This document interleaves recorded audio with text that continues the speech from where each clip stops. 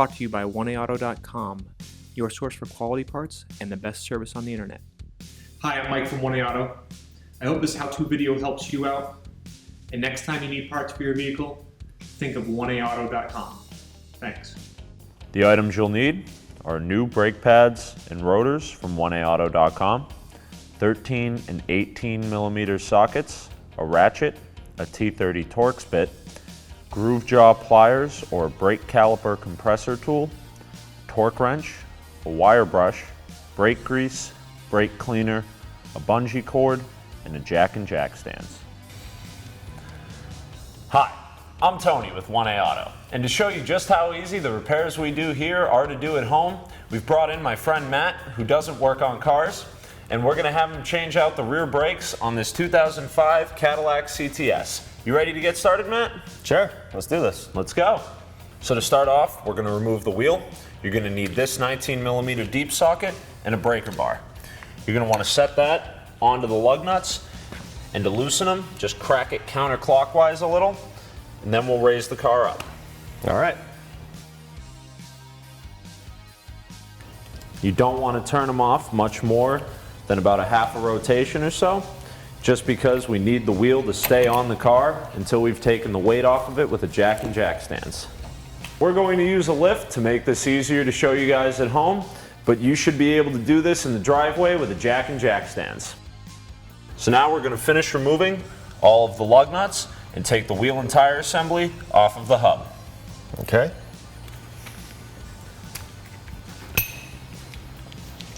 You can take the socket off of the breaker bar, spin them out by hand, or you can use a ratchet if it's easier for you.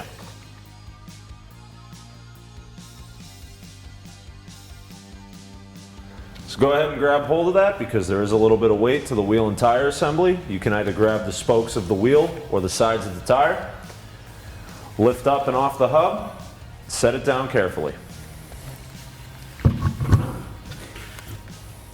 Now you're going to need this T30 Torx bit, extension, and a ratchet to remove this screw here. And what this does is it holds the rotor onto the hub to keep our rotor upright and make it easier to reinstall all of our brake hardware. But for now, it's just in the way. So now we're going to use a longer ratchet to get a little more leverage. We got a flex head on here to make it easier, and a 13 millimeter socket. While you can't do this with a straight ratchet, it's going to make it easier for you to remove these two 13 millimeter bolts that hold the caliper onto the carrier. There you go. Once you've loosened them up with the ratchet, sometimes it's easier to just remove the hardware by hand. So see if you can remove that caliper by hand. You're just going to want to grab it and pull toward the front of the vehicle. If it's stuck, we'll show you some tricks to get it off. Just pull it this way? Yep, just toward the front. There you go. There you go. Okay. Now you'll want this bungee cord. Hook it through the holes in the caliper and secure it up out of the way, like onto this control arm or over to this spring here. All right. Just be careful not to put too much tension on this rubber hose, as they can tear and cause a leak in brake fluid. Oh, well, we don't want to do that. No, we do not. Yeah. Now it's up out of our way until we need it.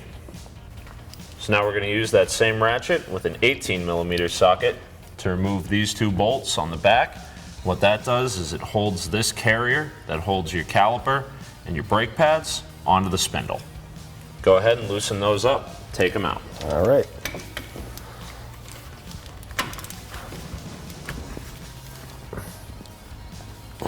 Those can be in there pretty tight, so if you want a longer breaker bar, we can get you one.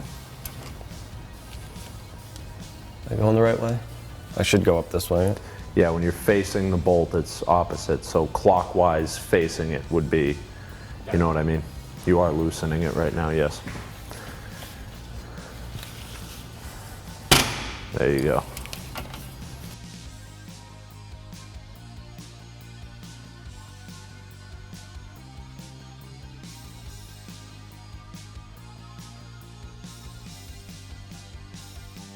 Be careful when you're removing those bolts that you use one hand to support that caliper carrier when the last bolt comes out so you don't drop it. All right. So remove the caliper carrier from the knuckle. There you go. So go ahead and grab both sides of the rotor. You might have to work it back and forth a little bit to break the rust loose or get it off the e-brake shoes, then pull it out and off the hub. So now we're going to clean and prep the brake caliper carrier to go back onto the car. What we want to check for is make sure that these slides here move nice and smooth. Those are what allow the caliper to move in and out as the piston compresses. That caliper is going to move to stay centered over the pads as they wear down. So these ones aren't seized up, they're moving nice and freely. Just go ahead and grab the boot here and the end of the slide, pop it out of the carrier. Okay. So what would happen if these are seized? If they're seized up, they're going to cause one brake pad to move where the piston on the caliper pushes in. The other side won't be able to grab it to compensate. So you'll see one pad is worn down more than the other. Okay. Go ahead and take a paper towel, wipe all that old grease off. Put a little bit of new brake grease onto your finger and apply a thin coat to the pin. You don't need a lot, you just need enough to get a nice thin coat on there and keep it moving nice and smooth. Like that? Yep. So go ahead and push it back into the boot. Go until it pops back onto that rubber collar there. Okay. Do the same thing to the other one.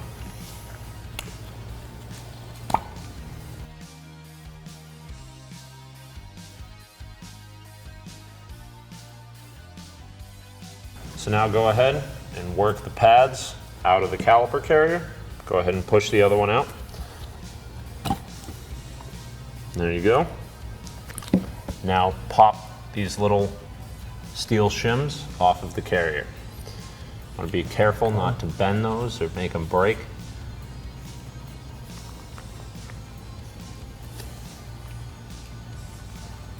Sometimes it helps to use a small flat blade screwdriver. Pop them out. Okay. Just work them carefully so you don't bend them or make any kinks. Look them over, make sure that they aren't all rusty, that there isn't a whole lot of buildup on them or they look like they're brittle and going to break.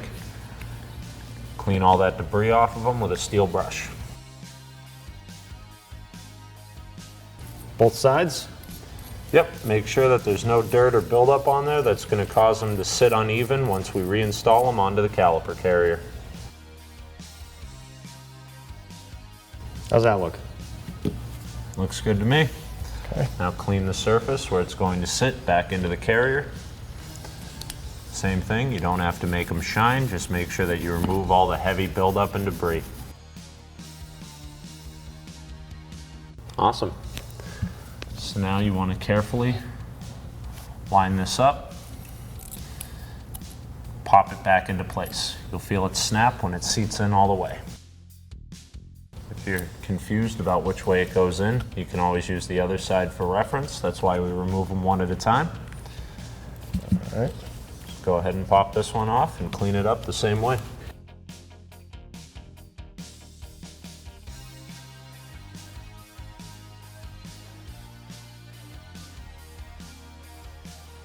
It's upside down.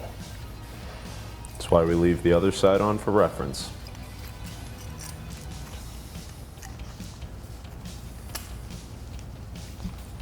All right, now that it's all cleaned up, we have some new grease on our slides. Our caliper carrier is ready to go back on the car. So now we're going to show you how to make sure that the new parts that you bought from 1aauto.com match up to the parts that we removed from our vehicle, and how to diagnose what might be going wrong with your brake system. So first off, we want to make sure that our rotors are the same size and that we have the same bolt pattern on them. Just for a quick comparison, see? Looks the same. Same size. It's very important that you check here that these are vented. That means you can see we have two flat surfaces here with these slotted spots on the inside. That allows heat to escape from these rotors. the other thing we'll want to check. So we can see that our pads are the exact same size here. Obviously the new ones are going to be a little bit thicker, but they're the same size, same shape, so they should fit in just right. Now to take a second and see what might have gone wrong with our old brakes here, you can see that this one, being the inboard pad, we can tell that from the fact that there's a little bit of a piston mark here on the backing plate. It's a lot more worn out than the outside pad, right? Oh yeah, it is. So all that rust and corrosion that you cleaned off of the Caliper Carrier could have been holding up this pad, while this one was still being pushed easily by the piston, causing this to wear out, while this pad didn't take as much of the abuse. Really, that's all it takes is that little amount? That or a frozen pin. There's all kinds of little stuff that can keep your car from operating properly. Wow. That's why we're so careful about cleaning stuff when we put it back together. So it looks like everything matches up, and it's going to go in just like our original equipment, right? Looks that way to me. Let's get it back on the car. All right. See how we have all this corrosion and buildup on our hub surface? Yeah, I do. That might make it so that our rotor doesn't sit on there level, can cause some crunching noises, maybe a little bit of vibration, and it can make it hard for us to remove the rotor the next time we have to do our brakes. Let's go ahead and take a steel brush, clean up this surface here where you can see the buildup where our rotor is going to sit over the center bore, and the flat surfaces as well. All right. Again, we don't have to make this super clean, shiny, make it look like new. Just want to make sure that we get all that heavy buildup off so our rotor sits on there nice and flat.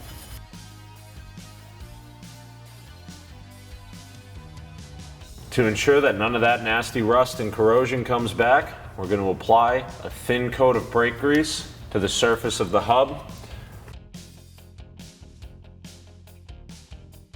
Both the flat portions here and this center where the bore of our rotor and wheel sit. What's the bore? The bore is that hole in the center of the rotor, as well as if you flip the wheel over, the hole behind the center cap, which sits here to help center the rotor and the wheel when we bolt them on.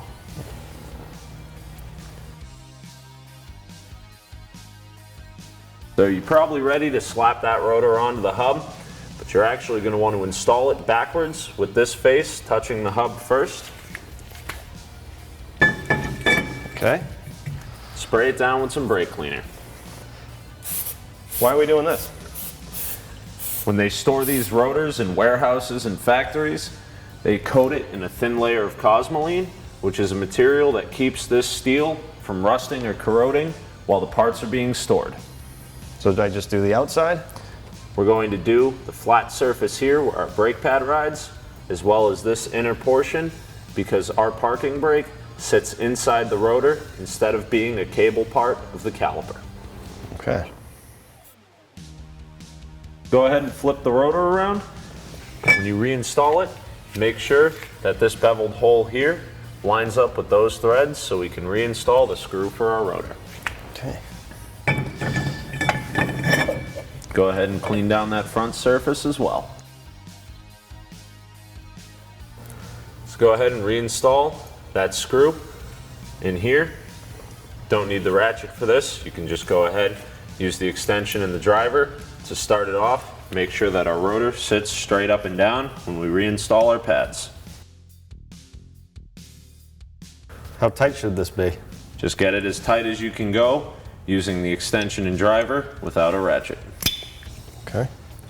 So now we're going to take our brake caliper carrier that we've cleaned and greased and our two 18mm bolts and reinstall it onto the spindle. Okay. How does this go? So these are the threaded holes where our bolts are going to sit in. We need this channel here to ride over the rotor. Okay.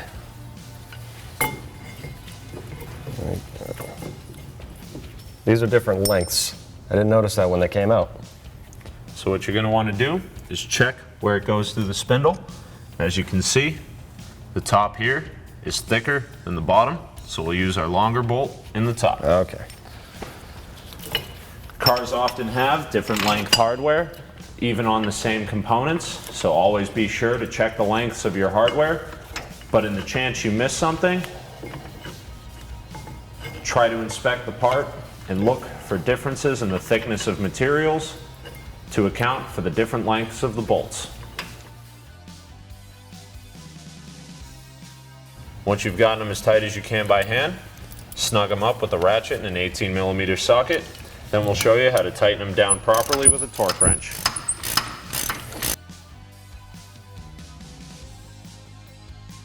So now we're going to use a torque wrench to tighten the bolts to spec. What does that mean exactly? When the manufacturer designs some of these parts, they have a certain tightness or an amount of tension in mind for the bolts. This can vary on the type of materials it uses, the forces that act against it, as well as the actual construction being size and diameter of the bolt. So to make sure that we use the right amount of force to tighten it, we have a special calibrated tool here called the torque wrench that measures the amount of force we use to tighten the bolt. So to make sure the torque wrench knows how tight we want the bolt, we'll loosen this lock at the bottom by turning it counterclockwise and rotate this drum on the handle clockwise until we have 88. So to set this to 88, once we've loosened our lock, we'll want to make sure that the top edge of this drum lines up to the 80 mark, and then we get the 8 to match up to the vertical line.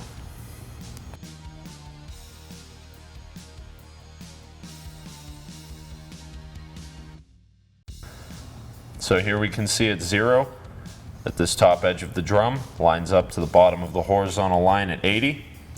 We'll keep rotating it until our 8 lines up with the vertical lines. Tighten up our lock. Now when you tighten those two bolts, you'll feel it click, and that lets you know that they're tight enough.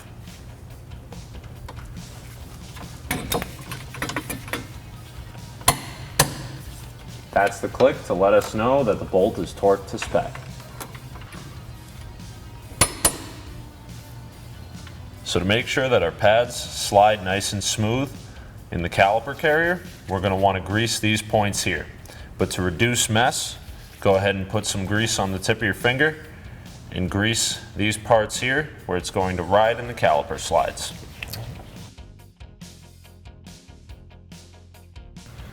Now line up those tabs. You can see we have these stick out farther, so they're going to go into the deeper part of the channel here.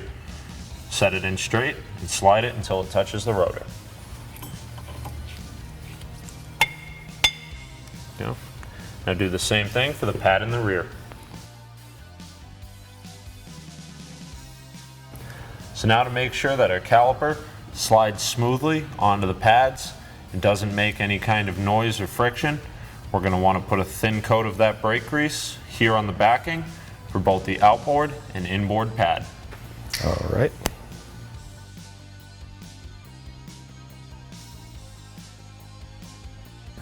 So go ahead and undo the bungee cord so you can free up the caliper and bring it out here where we can work on it.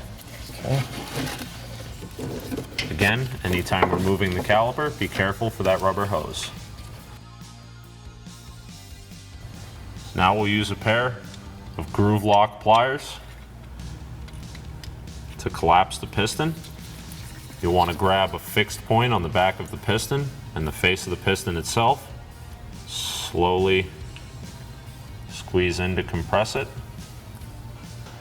These can get a little sticky and take some force, so just be careful that if you have to squeeze hard, it's nowhere where it's going to break a tab or slide off and cause a danger to yourself. So what do we do now, Tony? We want to reinstall the caliper onto the carrier. As you can see here, bumps into the slides a little bit, so you'll have to push those in, set the caliper over them. Okay.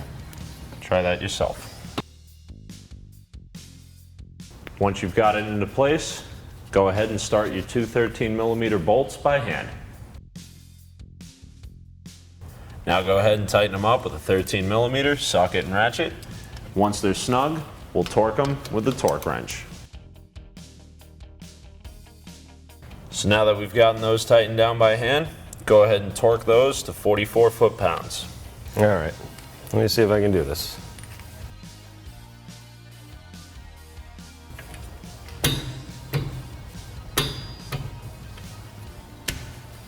What now? Oh, you're gonna have to reinstall the wheel and tire. Okay.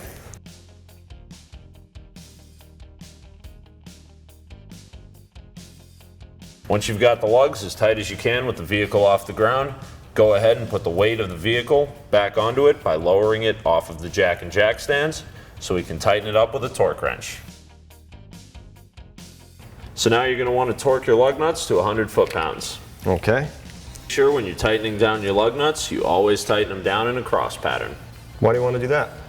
We want to make sure that when we tighten the lug nuts down, we always skip one. This means that our wheel gets tightened down onto the hub evenly and prevents it from being tightened down crooked if we were to go in a circle, which can make the tire off-center, causing vibration and some of the lug nuts to not be properly torqued, meaning that we could even have the wheel fall off. Okay. Well, we don't want that. No, we do not.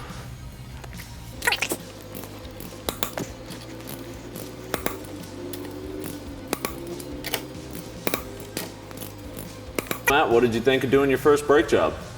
You know, it wasn't that bad. So it's pretty easy. You have fun? Yeah, it was pretty cool. Doing these kinds of repairs at home can save you a lot of money and give you the confidence of knowing what's going on under your vehicle when you're driving it. Now we're going to go ahead and match up the other side because you always want to do your brake pads and rotors in pairs. Hey, I'll get this. Thanks for tuning in. We hope this video helped you out. Next time you need parts for your car, please visit 1aauto.com. Also check out our other helpful how-to as well as diagnosis videos.